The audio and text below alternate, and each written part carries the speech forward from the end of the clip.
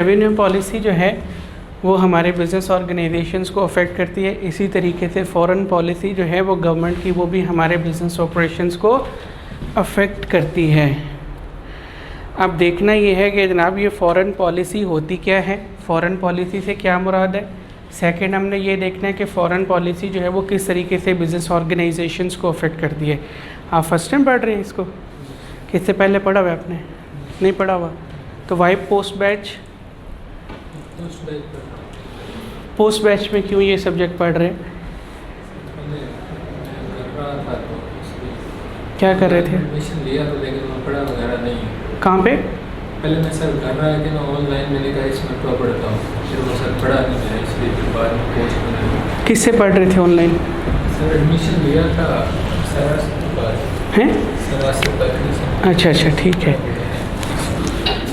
Foreign policy एक और factor है फॉरेन पॉलिसी पॉलिटिकल एनवायरनमेंट में, कि फ़ॉरेन पॉलिसी है जनाब ये भी अफेक्ट करती है। अब हमने ये देखना है हजूर कि फ़ॉरेन पॉलिसी से क्या मुराद है।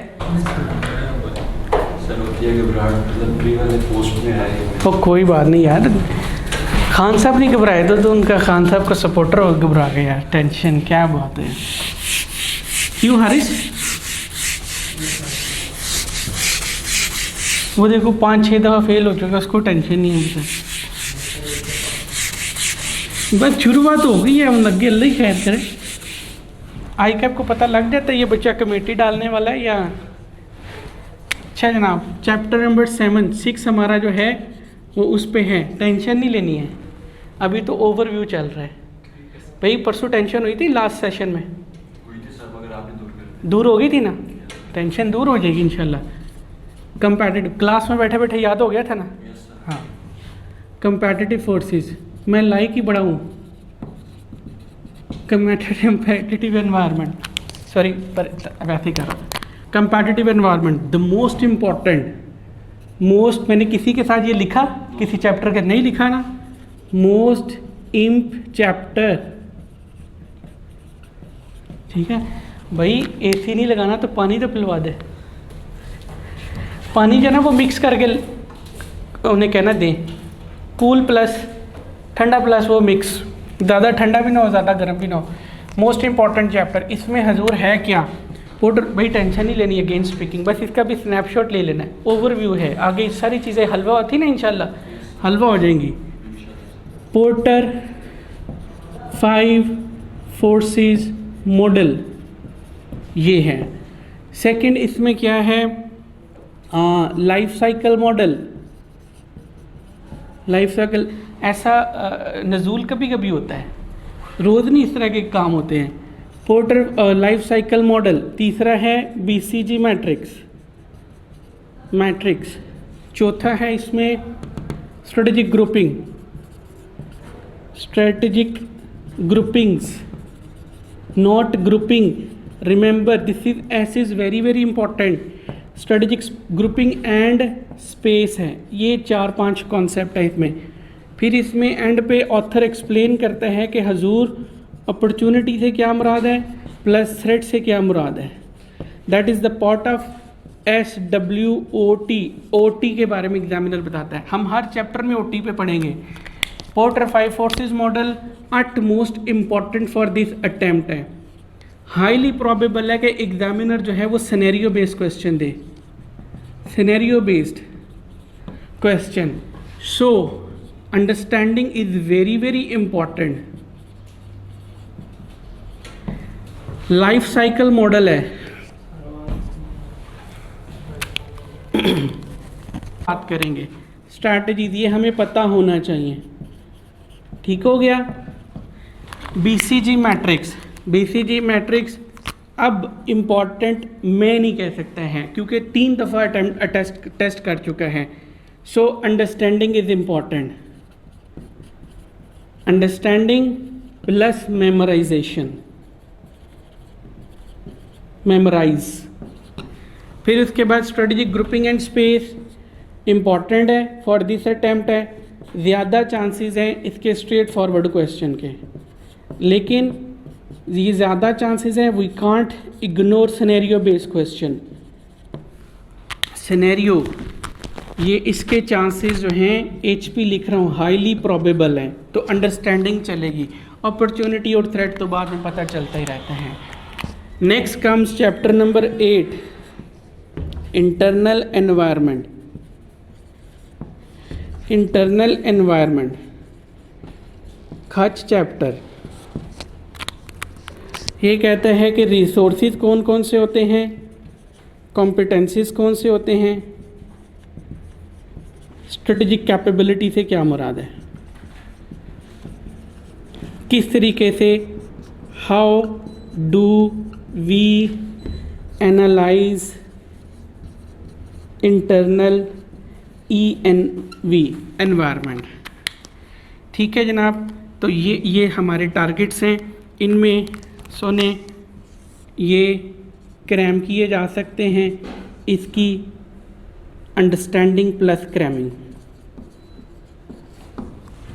पूरा होगा चैप्टर।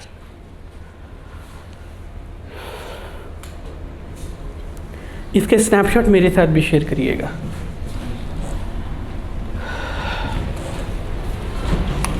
हाँ, इस पे पेपर देना ना, तो ये कहाँ से नोट करोगे फिर?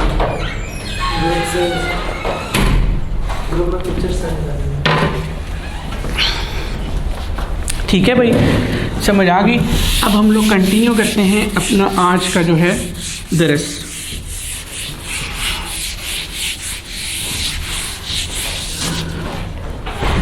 बिस्मिल्लाहिर्रहमानिर्रहीम। हमारा था जनाब फॉरेन पॉलिसी। फॉरेन पॉलिसी सबसे पहले तो पता होना चाहिए कि जनाब ये फॉरेन पॉलिसी है क्या, फिर पता होना चाहिए कि ये किस तरीके से अफेक्ट करती है, how do this policy affect है। यही हमारी लर्निंग ऑब्जेक्टिव है।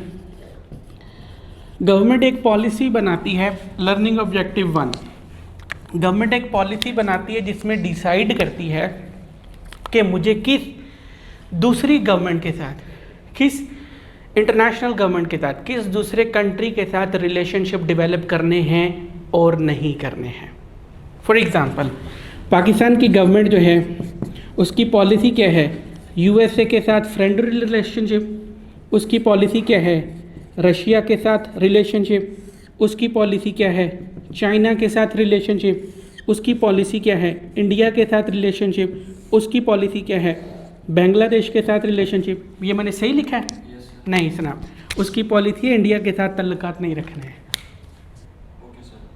इंडिया ने कश्मीर पे कब्जा कर रखा है, ये खान की सोच के मुताबिक पॉलिसी थी। ठीक है, ताल्लुकात में होता क्या है कि जनाब हम इनको जो है इनके साथ लेन देन करेंगे। तो उन्होंने कहा था कि इंडिया, खान के दौर में इंडिया के साथ ट्रेड बैन थी।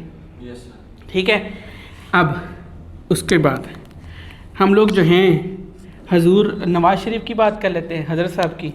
हज़रत साहब क्या कहते थे, USA अब्बा जी, रशिया दूर फिटे मुँह, चाइना जूते की नोक पे, इंडिया माई बाप और बांग्लादेश का मुँह ही नहीं लगाना। ये उनकी पॉलिसी थी। ठीक है, तो फॉरेन पॉलिसी में पाकिस्तानी गवर्नमेंट यानी एक गवर्नमेंट दूसरी गवर्नमेंट के साथ रिलेशनशिप डिसाइड करती है।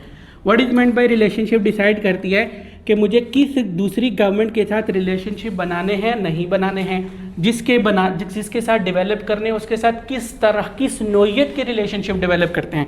खान साहब क्या कहते हैं, खान साहब कहते हैं बराबरी की सतह पे, ऐसे ही है। दूसरे हाजी साहब क्या कहते हैं जो दवाई लेने गए हुए हैं, वो कहते हैं एदे भी थले लगो, एना तो मुँह लाने की लोड़ नहीं है, एदे भी थले लग के रहो और एना के नाल मुँह लाने की लोड़ नहीं है, यही कहते हैं। तो फॉरेन पॉलिसी में एक गवर्नमेंट डिसाइड करते हैं कि मुझे किस किस दूसरी इंटरनेशनल गवर्नमेंट के साथ ताल्लुक़ रखना है और किस नोयत का ताल्लुक़ जो है वो रखना है।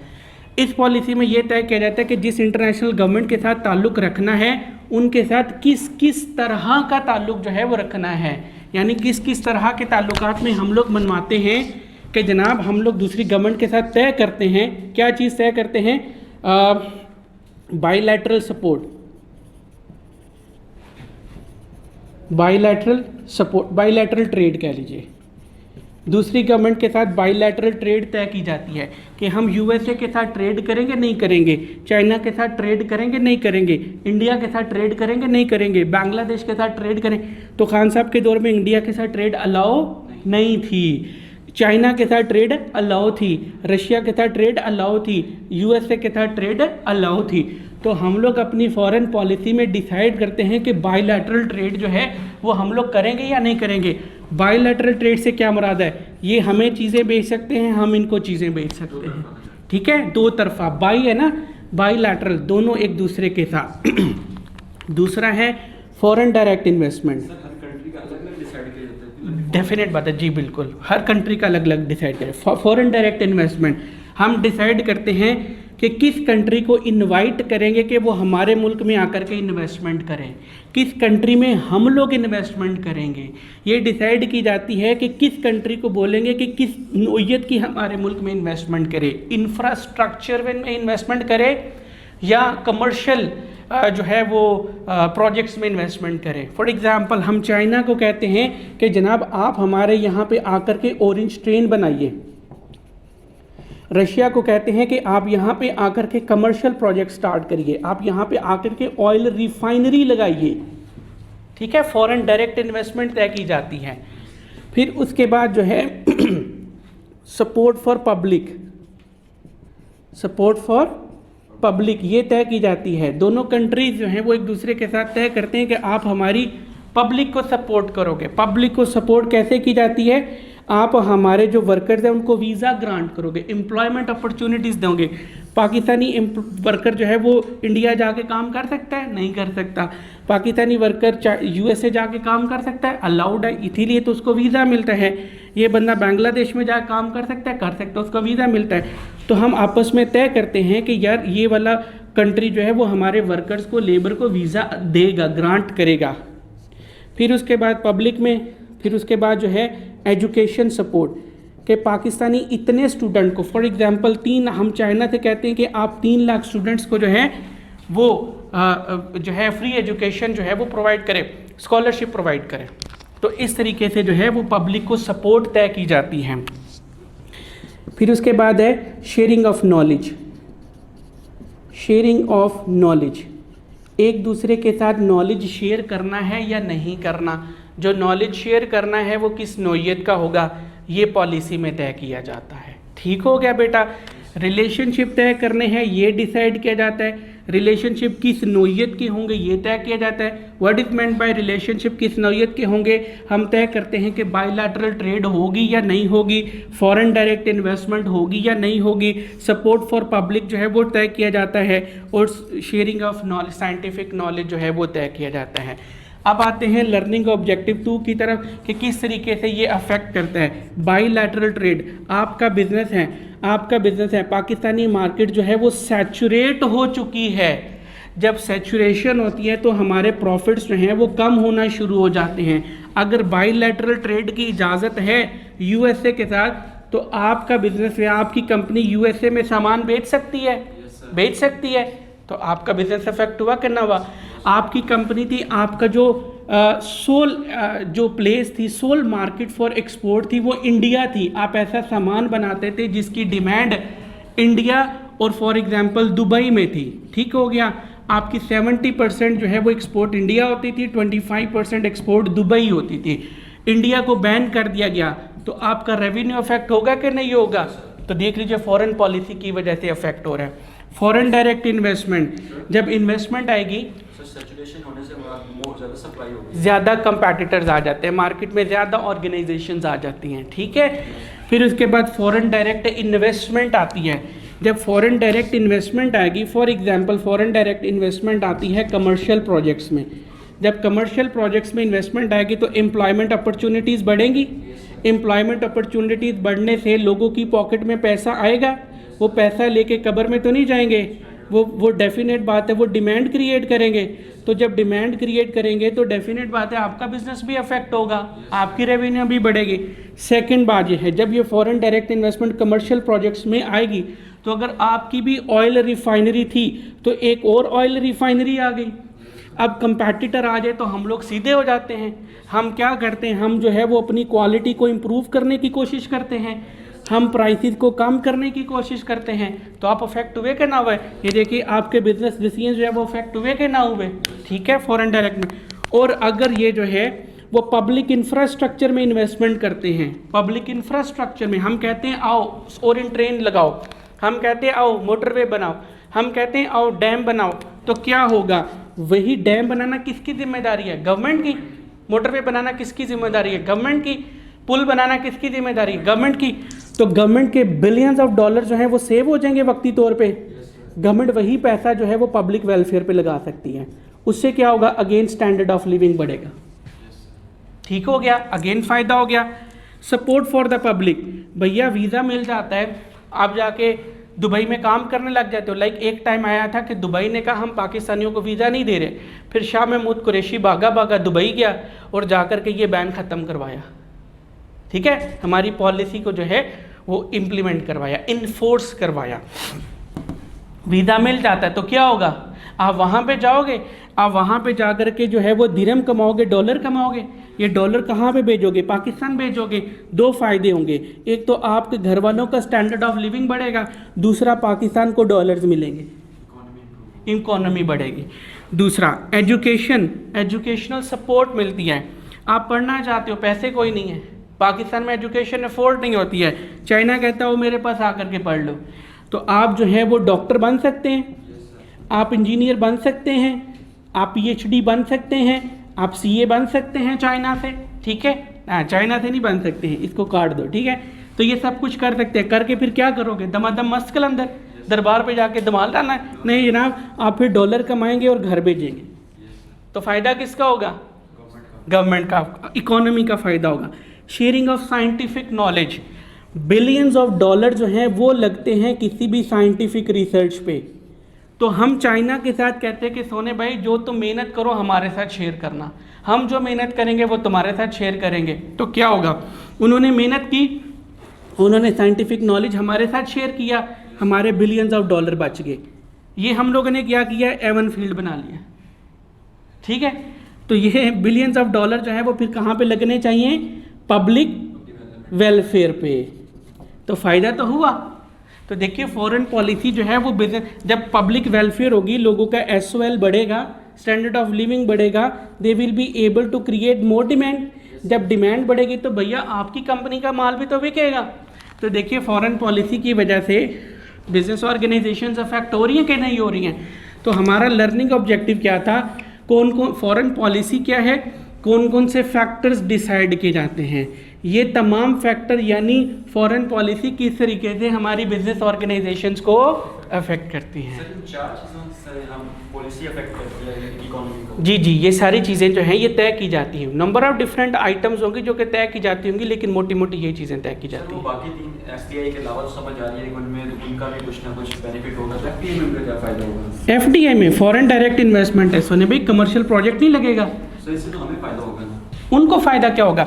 उन्होंने प्रॉफिट नहीं मिलना, उनको शेयर फ्रॉम प्रॉफिट नहीं होगा उनका। उनको एक मार्केट मिल रही है, उनकी प्रोडक्ट बिक रही है, आपको एम्प्लॉयमेंट अपॉर्चुनिटीज़ मिल रही हैं, उनको जो है वो प्रॉफिट मिल रहा है, उनका सामान बिक रहा है। इन्वेस्टर्स भी वाला। हाँ, इन्वेस्टर्स आएंगे, आकर के फैक्ट्री लगाएंगे, हमारी ज़मीन से तेल निकालेंगे और हम ही को बेच करके मुनाफा जो है वो लेकर के जाएंगे। सर, अगर कोई इंडियन हो और वो साथ में उसके पास यूएस से नेशनैलिटी भी हो, तो वो क्या इधर इन्वेस्टमेंट कर सकता है? ये फिर खान साहब से पूछना या मियाँ साहब से कभी मुलाकात होती है तो फिर पूछना। है कोई रिश्तेदार ऐसा? मैंने फ़ॉरेन पॉलिसी को इतनी डिटेल में पढ़ा नहीं है। ये तो डिपेंड करता है ना कि हमारी फ़ॉरेन पॉलिसी क्या है।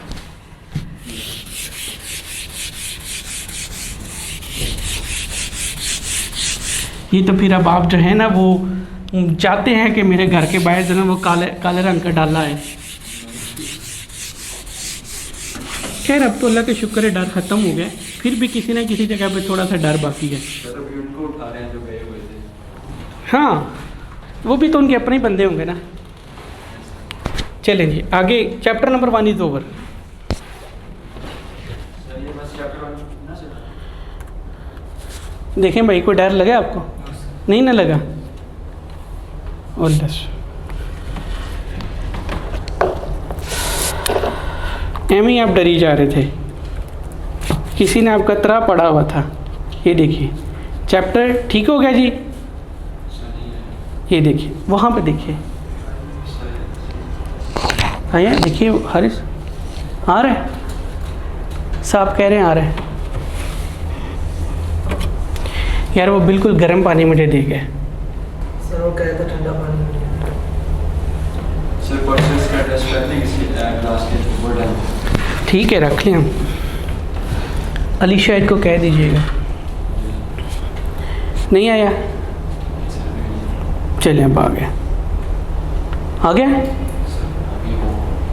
स्क्रीन बड़ी कर, कितनी को बड़ी कर, बाहर काट लो। ठीक है जनाब, लास्ट टाइम हम लोगों ने ये गंदे अल्फाज बोले थे डेवलपमेंटल एक्सपेंडिचर्स वाले, नॉन डेवलपमेंटल एक्सपेंडिचर वाला भी गलीद लफ्ज़ बोला था मैंने जी। ठीक है, फिर उसके बाद गवर्नमेंट रेवेन्यू वाले गलीद अल्फाज भी मैंने बोले थे। ठीक है जनाब, फॉरेन पॉलिसी वाली गंदी बात आज की मैंने। फिर उसके बाद बायलैटरल ट्रेड बिटवीन कंट्रीज़, ये वाली गंदी बातें भी कर रहे थे हम लोग। FDI भी कर रहे थे, scientific knowledge sharing, bilateral support.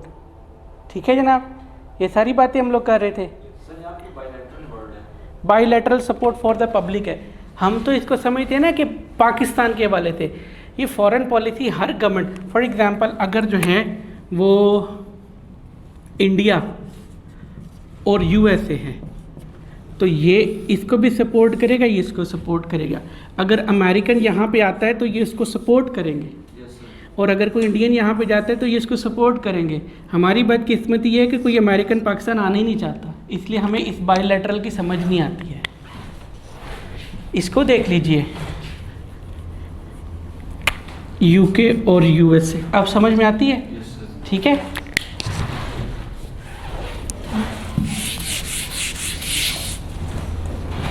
Chapter number 1 is over.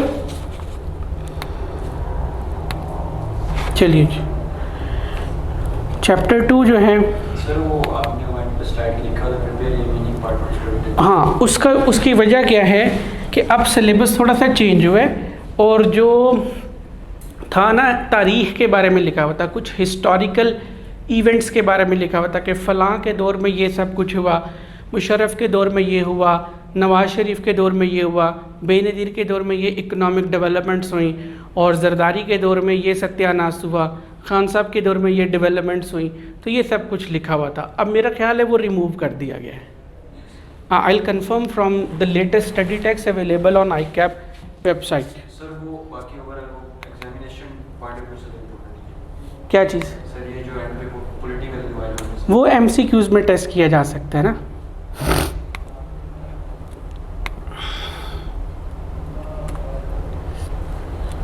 Chapter number 2 जनाब, बिस्मिल्लाहिर्रहमानिर्रहीम। Chapter number 2 economy and business perspective है। ठीक है जनाब, पहले क्या था? पॉलिटिकल पर्सपेक्टिव, यानी पॉलिटिकल फैक्टर्स कौन कौन से हैं, यानी पॉलिटिकल एनवायरनमेंट से क्या मुराद है, और पॉलिटिकल एनवायरनमेंट यानी पॉलिटिकल फैक्टर्स किस तरीके से बिजनेस ऑर्गेनाइजेशंस को अफेक्ट करती है, देख लिया हम लोगों ने। अब आता है कि जनाब इकोनॉमी एंड बिजनेस पर्सपेक्टिव, मैं इसको शॉर्ट फॉर्म में ये कहता हूँ कि इकोनॉमिक एनवायरनमेंट पे ऑथर डिस्कस करना चाहता है कि इकोनॉमिक फैक्टर्स कौन कौन से हैं जो बिजनेस ऑर्गेनाइजेशंस को अफेक्ट करते हैं। नंबर 2, ये तमाम इकोनॉमिक फैक्टर्स किस तरीके से बिजनेस ऑर्गेनाइजेशंस को अफेक्ट करते हैं। राइट, चलिए इकोनॉमिक चैप्टर कंटेंट्स कौन कौन से हैं। सबसे पहले तो हम लोग अंडरस्टैंड करेंगे बिजनेस एनवायरनमेंट से क्या मुराद है, बिल्कुल जैसे हम लोगों ने चैप्टर 1 में किया। इकोनॉमिक एनवायरनमेंट से क्या मुराद है, इकोनॉमिक फैक्टर्स कौन कौन से हैं जो कि बिजनेस ऑर्गेनाइजेशंस को अफेक्ट कर रहे हैं, किस तरीके से ये इकोनॉमिक फैक्टर्स जो हैं वो बिजनेस ऑर्गेनाइजेशंस को अफेक्ट करते हैं। कोहेरेंस है, ठीक है। बिजनेस एनवायरनमेंट, बिजनेस एनवायरनमेंट से मुराद वो तमाम फैक्टर्स हैं जो कि ईदर पॉजिटिवली या नेगेटिवली बिजनेस ऑर्गेनाइजेशंस को अफेक्ट करते हैं। ठीक है, यही पढ़ा था। सवाल पैदा होता है जनाब वो कौन से फैक्टर्स हैं। नंबर 1 पॉलिटिकल फैक्टर्स हैं, पढ़ लिया चैप्टर नंबर 1 में। सेकंड है इकोनॉमिक फैक्टर्स हैं, चैप्टर नंबर 2 का पार्ट। तीसरा है social factors, legal factors, technological factors, ecological concerns हैं, कस्टमर्स हैं, सप्लायर्स हैं, कंपैटिटर्स हैं, न्यू एंट्रेंट्स हैं, सब्सटीट्यूट्स हैं, इंटरनल फैक्टर्स हैं।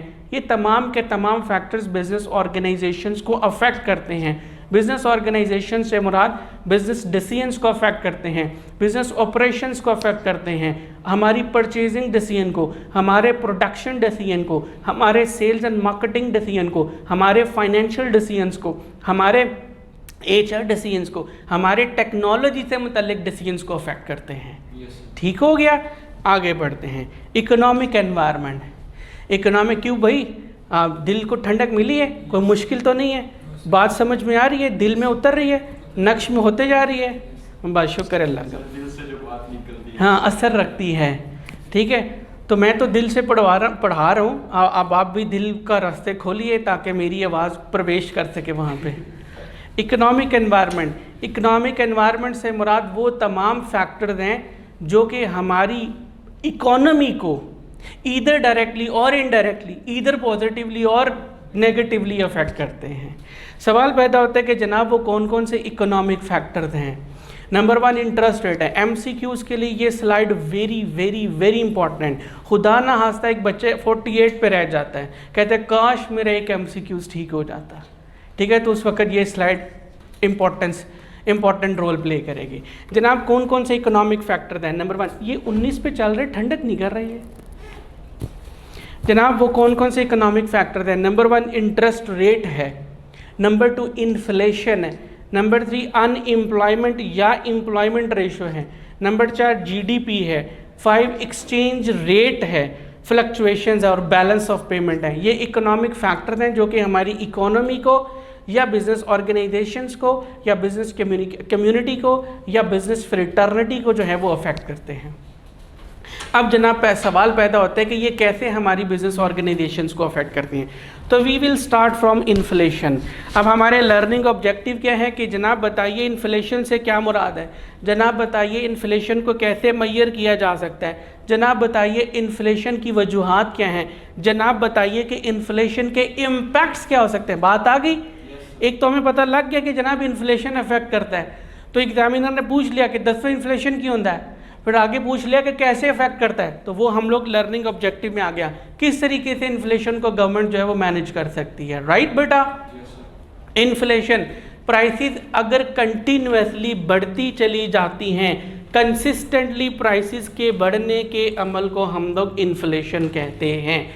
हम लोग इन्फ्लेशन को कैसे मेजर कर सकते हैं। हमारे पास 3 तरीके हैं, consumer price index, retail price index, index of ways cost है। MCQs के लिए वेरी वेरी इंपॉर्टेंट।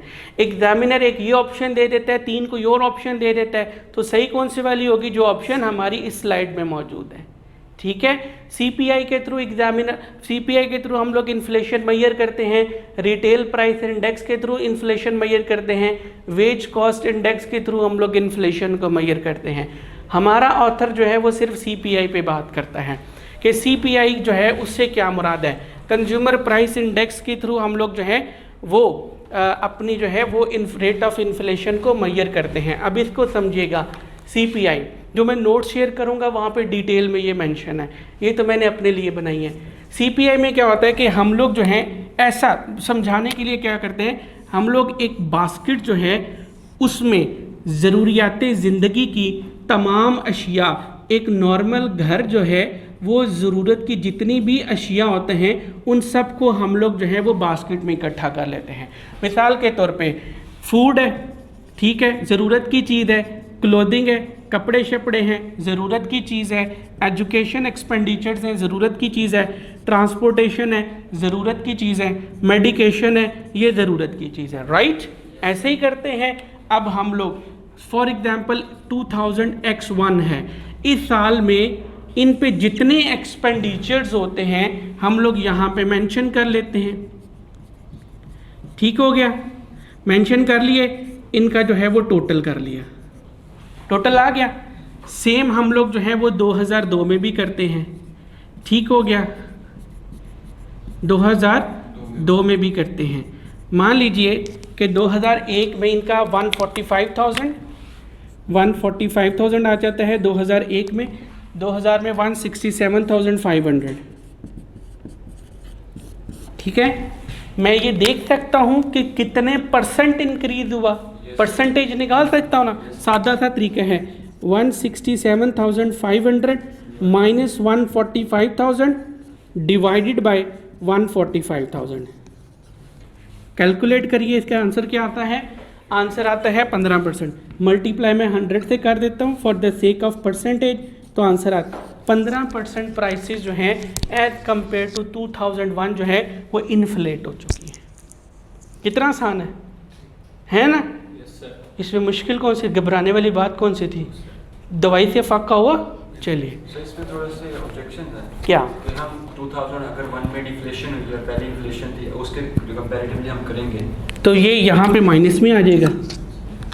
तो सर ये जो एक्सपेंसेस हैं ये पर्सन टू पर्सन वेरी करती हैं। हम लोग एवरेज ले लेते हैं, हम लोग साल के एवरेज एक्सपेंडिचर्स ले लेते हैं, साल के एवरेज एक्सपेंडिचर्स ले लेते हैं। पर्सन टू पर्सन वेरी करते हैं, गॉट इट, लेकिन हम लोग एवरेज ले लेते हैं, ऑन एवरेज हम लोग एक्सपेंडिचर्स ले लेते हैं। पाकिस्तान में एक डिपार्टमेंट है जो स्टैटिस्टिकल मेजर्स करता है, तो उससे हम लोग ये फिगर्स ले लेते हैं कि भाई इस साल जो ज़रूरियात ज़िंदगी पे अखराजात हुए उस पर ख़र्चा कितना हुआ, तो उनका हम लोग टोटल कर लेते हैं। ठीक है, एवरेज का मतलब हम लोग तमाम लोगों को कंसिडर ज़रूर करते हैं लेकिन उनका एवरेज ले लेते हैं। सर ये पूरे साल का हो गया, किसी मंथ का भी हम कर सकते हैं? हम मंथ का भी कर सकते हैं, वीकली भी किया जा सकता है, क्वार्टरली भी किया जा सकता है, सेमी एनुअली भी किया जा सकता है। और सर फिर ये जो 35% इन्फ्लेशन के रेट्स आ जाते हैं इस साल 35%, वो एक चीज़ जी यही CPI के थ्रू ही कैलकुलेट करते हैं, या रिटेल प्राइस इंडेक्स होगा। और सर इसमें तो फिर ये जो कार्स होती हैं ये तो होती नहीं है ज़रूरियात ज़िंदगी में, फिर CPI इन पे कैसे कैलकुलेट करते हैं? इन पे कैसे कैलकुलेट करता है? होता होगा इनका भी कोई इंडेक्स होता होगा, हाँ उनका भी इंडेक्स होता होगा। अब फॉर एग्जांपल अगर मैं सिर्फ और सिर्फ फूड की निकाल दूँ तो कोई प्रॉब्लम है? इस साल फूड की प्राइसेस इतने % इन्फ्लेट, मैं सिर्फ और सिर्फ फूड की प्राइसेस जो हैं 2001 में सालाना एवरेज खर्चा इतना होता था 145,000, सिर्फ मैंने फूड का निकाल लिया। 2002 में 167,500 होता है, तो मैं ये कह सकता हूँ कि फूड की prices as compare to previous period 15% बढ़ चुकी है। मैं सिर्फ फूड की उठा लेता हूँ, ये तो मेरा ज़ाती फिर एनालिसिस है। ओवरऑल कितना इन्फ्लेशन हुआ? 15%। अब मैं किसी एक आइटम पे भी फोकस कर सकता हूँ, ठीक है, मैं गाड़ियों की भी ले सकता हूँ, ठीक है, मैं पेट्रोल की भी जो है वो ले सकता हूँ, कुछ भी मैं आइटम जो है वो चूज़ कर सकता हूँ। ये फिर मेरे अपने स्पेसिफिक एनालिसिस के लिए होगा, लेकिन जो करेक्ट जो हमें पिक्चर देता है इकोनॉमिक सिचुएशन की वो ये फिगर देता है जिसमें हम लोग ज़रूरियात ज़िंदगी के तमाम अशिया को कंसिडर करते हैं, उनकी एवरेज प्राइसेस, उनके एवरेज एक्सपेंडिचर्स ले लेते हैं और फिर उसकी जो है वो रेट ऑफ चेंज निकालते हैं। ठीक हो गया? अब यहाँ पे फोकस करिएगा। ये मैंने क्या कहा था? ये फिगर क्या है? एक्सपेंडिचर। मैं ये कह रहा था एक्सपेंडिचर है, ये कह रहा था। ये एक्सपेंडिचर कैसे बनता है? P इंटू क्यू से, ऐसे ही है P इंटू। शायद एग्जामिनर ये एक्सपेंडिचर की फिगर ना दे, ये P दे दे और Q दे दे तो भी हम लोग निकाल सकते हैं जी। अब ये भी ना करें, हो अब 2001 में है, 2002 में, अब होना क्या चाहिए? P इंटू क्यू, Q2 ये होना चाहिए, Q1 ये होना चाहिए, ये P2 Q P1 होना चाहिए। एग्जामिनर सिर्फ एक ही Q दे देता है, Q सेम है, हम लोग फिर प्राइस का इम्पैक्ट आ जाएगा। ठीक हो गया? सही हो गया? तो इस तरीके से हम लोग कैलकुलेट कर सकते हैं। कंज्यूमर प्राइस इंडेक्स समझ आ गया बेटा?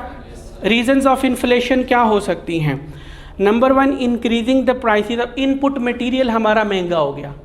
कंपनीज जो रॉ मटेरियल बाय करती हैं या कोई इनपुट मटेरियल परचेज करती हैं वो महंगा हो गया। ठीक है, महंगा होने की वजह से कॉस्ट ऑफ प्रोडक्शन बढ़ गई।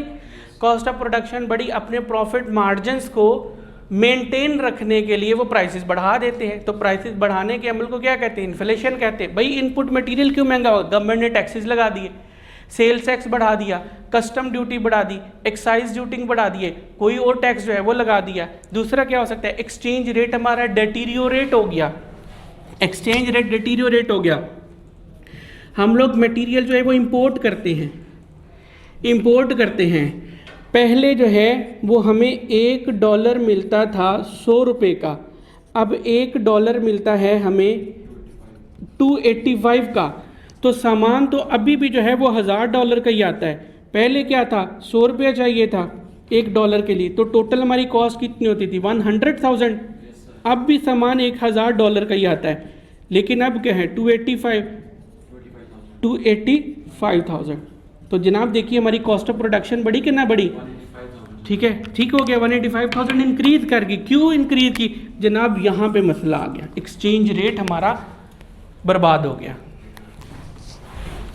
फिर उसके बाद है जो एंटरप्रेन्योर्स हैं उनके ऊपर ये प्रेशर होता है कि हमारी तनख्वाहें बढ़ाइए। तनख्वाहें बढ़ाने से कॉस्ट ऑफ प्रोडक्शन बढ़ती है। अल्फाज पे गौर करिए, pressures on entrepreneurs to increase wages. Labour pressurise करती है किसको? एंटरप्रेन्योर्स को। क्यों? वेजेस बढ़ाइए।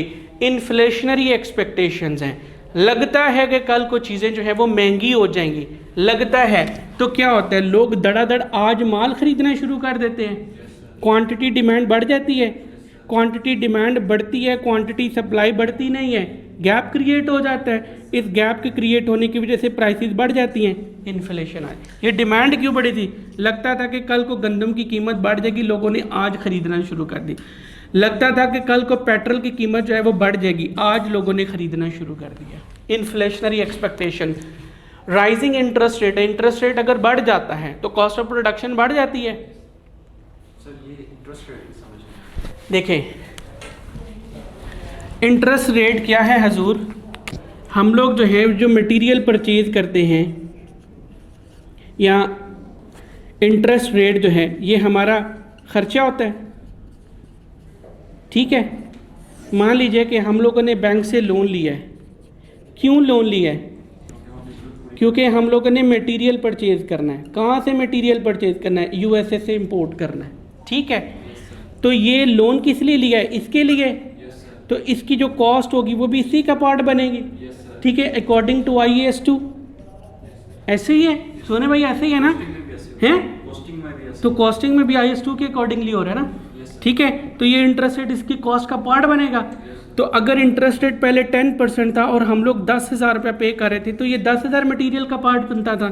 अब इंटरेस्ट रेट बढ़ के 15% हो गया, तो ये 15,000 हो गया। तो अब ये मटेरियल की कॉस्ट का पार्ट बनेगा, तो फिर ये कॉस्ट ऑफ मटेरियल जो है बढ़ जाएगी। तो कॉस्ट ऑफ मटेरियल बढ़ेगी तो कॉस्ट ऑफ प्रोडक्शन बढ़ जाएगी, कॉस्ट ऑफ प्रोडक्शन बढ़ेगी तो प्राइसेस हमें बढ़ाना पड़ जाएंगे, इन्फ्लेशन हो जाएगी। Economy is expanding, hold economy is expanding, ये पॉइंट पढ़ा था कि इकोनॉमी बड़ी तेज़ी के साथ ग्रो कर रही है। जब इकोनॉमी तेज़ी के साथ ग्रो करती है तो स्टैंडर्ड ऑफ लिविंग लोगों का बढ़ता है, लोगों की पॉकेट में पैसा आता है, वो दौड़ते हैं बाज़ार की तरफ, क्वांटिटी डिमांड इंक्रीज होती है। लेकिन हम लोग जानते हैं अकॉर्डिंग टू इकोनॉमिक्स जिस रफ्तार से डिमांड इंक्रीज होती है पॉसिबल है कि क्वांटिटी सप्लाई उस रफ्तार से ना बढ़े। तो क्या होगा? गैप क्रिएट हो जाएगा। QD would be greater than QS है। इस गैप को इन्फ्लेशनरी गैप कहते हैं, क्योंकि इसकी वजह से फिर इन्फ्लेशन आएगी। डिमांड ज़्यादा, सप्लाई कम है, प्राइसेस बढ़ा दी जाएंगी, तो प्राइसेस बढ़ाने को इन्फ्लेशन कहते हैं। Money in circulation is too high, लोगों के हाथों में पैसा ज़्यादा आ रहा है। ठीक हो गया सोने भाई? कोई तकलीफ़, कोई सीने में कोई ऐसी जलन, कोई ऐसी बात जो अम्मी अब्बू के साथ शेयर नहीं कर सकते? अच्छा ठीक है। इंक्रीजिंग रेट ऑफ इन्फ्लेशन, अगर रेट ऑफ इन्फ्लेशन बढ़ रहे तो इसका नुकसान क्या होगा, इम्पैक्ट्स क्या होंगे उसके? Erodes purchasing power of people, लोगों की परचेजिंग पावर कम हो जाती है। जनाब पहले जो 1 लाख रुपए की हैसियत थी, आज से 1 साल पहले आज आप 1 लाख रुपए से जो सामान आज से 1 साल पहले खरीद सकते थे, क्या उतना ही सामान खरीद सकते हो? नहीं। लोगों की क्यों नहीं खरीद सकते? इन्फ्लेशन बढ़ गई है, ठीक है। नींद आ रही है सोने भाई? मैं अब डांस करके दिखाऊं तुम्हारी नींद ख़त्म करने के लिए। चेंजेस स्पेंडिंग बिहेवियर है, people prefer to buy. Inflation का इम्पैक्ट क्या होता है? एक तो लोगों की परचेजिंग पावर तबाह हो जाती है, दूसरा इम्पैक्ट क्या होता है कि लोगों का स्पेंडिंग बिहेवियर चेंज हो जाता है। जब एनवायरनमेंट इन्फ्लेशनरी है, हमें पता है कल को चीज़ें महंगी हो जाएंगी, तो हम क्या करते हैं? आज ही खरीद लेते हैं, ठीक है, आज ही खरीदना शुरू कर देते हैं। लुक एट दिस वन, आज खरीदो कल को महंगी हो जाएगी ये, ठीक है। लोगों का जो स्पेंडिंग बिहेवियर है वो चेंज हो जाता है। कॉस्ट ऑफ बोरोविंग इंक्रीज हो जाती है। कॉस्ट ऑफ बोरोविंग क्या है? Rate of interest. Rate of interest में इन्फ्लेशन का इम्पैक्ट भी होता है। अगर इन्फ्लेशन ज़्यादा होगी तो रेट ऑफ इंटरेस्ट ज़्यादा हो जाएगा, ठीक हो गया। रिड्यूसेस अनएम्प्लॉयमेंट, ये इंतहा, ये सोने से लिखने के काबिल है। कल लेके आना सोने का वो कलम, ये इतना इम्पोर्टेंट जुमला है। reduces unemployment in short run but in long run economy may experience unemployment है। शॉर्ट रन में अनएम्प्लॉयमेंट ख़त्म होती है, लॉन्ग रन में अनएम्प्लॉयमेंट बढ़ती है। सोने भाई लॉन्ग रन में अनएम्प्लॉयमेंट बढ़ती है। लॉ ऑफ सप्लाई क्या कहता है, याद है कुछ? जितनी डिमांड है अगर उससे ज़्यादा सप्लाई हो और जान दे प्राइसेस बढ़ती हैं तो क्वांटिटी सप्लाई बढ़ जाती है, बढ़ा दी जाती है। यही कहता है लॉ ऑफ सप्लाई। जनाब जब प्राइसेस बढ़ रही हैं तो क्वांटिटी सप्लाई बढ़ा दी जाती है, यानी सप्लाई ज़्यादा कर दी जाती है। सप्लाई ज़्यादा करने का मतलब क्या है, हमें प्रोडक्शन ज़्यादा करनी पड़ेगी। ठीक है, प्रोडक्शन ज़्यादा करने का मतलब क्या है, हमें ज़्यादा लेबर चाहिए होगी। तो यहाँ पे देखिए प्राइसेस ज़्यादा करने से लेबर ज़्यादा करने का मतलब ये है कि अनएम्प्लॉयमेंट जो है वो कम होगी। एम्प्लॉयमेंट बढ़ गई, अनएम्प्लॉयमेंट कम होगी। अब लेकिन लोगों की पॉकेट में धड़ाधड़ पैसा आ रहा है, ठीक है, वो बाज़ार जा रहे हैं, डिमांड क्रिएट कर रहे हैं, क्वांटिटी डिमांड बढ़ रही है। जितनी रफ्तार से ये बढ़ती है उतनी रफ्तार से क्वांटिटी सप्लाई नहीं बढ़ती है। क्या होगा, गैप क्रिएट हो जाएगा। ये गैप क्या करेगा, मज़ीद प्राइसेस को बढ़ा देगा। ठीक है, इससे क्या होगा, इससे क्या होगा, लोगों की परचेजिंग पावर इरोड हो जाएगी, लोगों की ख़रीदने की सकत ख़त्म हो जाएगी। जब लोग ख़रीदेंगे नहीं तो फिर डिमांड, इसका मतलब है कम हो जाएगी। जब डिमांड कम होगी तो मेरा रेवेन्यू भी कम हो जाएगा। जब मेरा रेवेन्यू कम होगा तो मैं प्रोडक्शन बंद कर दूंगा। जब मैं प्रोडक्शन बंद करूंगा तो मुझे लेबर की ज़रूरत ही नहीं है, तो मैं लेबर को फारिग कर दूंगा। सेम पाकिस्तानी इकोनॉमी जी ठीक है, मैं लेबर को हायर ही नहीं करूंगा, अनएम्प्लॉयमेंट बढ़ेगी लॉन्ग रन में। ठीक हो गया जनाब। Inflation louvers the value of savings. यहाँ पे देखिए, अगर मैंने बैंक में 1 लाख रुपया 1 साल पहले रखा था, ये मेरे करंट अकाउंट में था, तो आज अगर मैं 1 साल के बाद 1 लाख रुपए निकालता हूँ तो क्या उतनी वैल्यू होगी उसकी? नहीं, कम हो चुकी होगी, बढ़ चुकी होगी। Very good. खोते करंट अकाउंट में कौन सी वैल्यू बढ़ती है? वैल्यू ऑफ मनी कम हो चुकी होगी ना। सुन भाई क्यों परेशान हैं? हाँ, सेविंग अकाउंट में होती, लेकिन उस पर भी इम्पैक्ट आता है। आपकी रेट ऑफ इन्फ्लेशन है फॉर एग्जांपल 30%, लेकिन आपको जो रिटर्न मिलता है वो फॉर एग्जांपल 7% मिलता है, तो भी कोई फ़ायदा नहीं है। ठीक है, रिडक्शन इन एक्सपोर्ट्स है, हमारी एक्सपोर्ट्स कम हो जाती हैं। इन्फ्लेशन की वजह से हमारी एक्सपोर्ट्स कम हो जाती हैं। वो कैसे? पाकिस्तान में इन्फ्लेशन है, पाकिस्तानी प्रोडक्ट जो है वो पाकिस्तान, इंडिया, बांग्लादेश, इन तीनों की प्रोडक्ट्स जो हैं वो दुबई में बिक रही हैं। फॉर एग्जांपल दुबई में बिक रही है। दुबई का जो कस्टमर है वो कौन सी प्रोडक्ट परचेज करेगा? प्रोडक्ट 1, प्रोडक्ट 2, प्रोडक्ट 2, जो सस्ती होगी, जो सस्ती होगी और जिसकी क्वालिटी जो है वो अच्छी होगी। जी, दुबई में ऐसा कस्टमर है जिसको क्वालिटी से मैटर है और उसको प्राइस से कोई लेना देना नहीं है। दुबई में सर कई दफ़ा लोगों का स्टैंडर्ड ऑफ लिविंग इतना इंप्रूव हो जाता है कि उनको क्वालिटी से ताल्लुक होता है, उनका प्राइस से। एक सूट है जो कि जितना मर्जी अमीर आदमी हो जाए, जो कि फॉर एग्जांपल चलो हम लोग जो है DHR दिरहम, मैं इसको रिप्रेजेंट करता हूँ, 1000 दिरहम का मिलना चाहिए। ठीक है, क्वालिटी से मैटर है, प्राइस। अगर ये मैं 1 लाख दिरहम का बेचना शुरू कर दूँ, नहीं, लोगों को तो क्वालिटी से मैटर, इतना भी लोग सेंसलेस नहीं होते हैं। ठीक है, कोई नहीं खरीदेगा उसको, हर बंदा कमा के पैसे खर्चता भाई। ठीक है, क्वालिटी का मतलब ये नहीं कि अन्य वक्त, मैं सियासतदानों की बात नहीं कर रहा।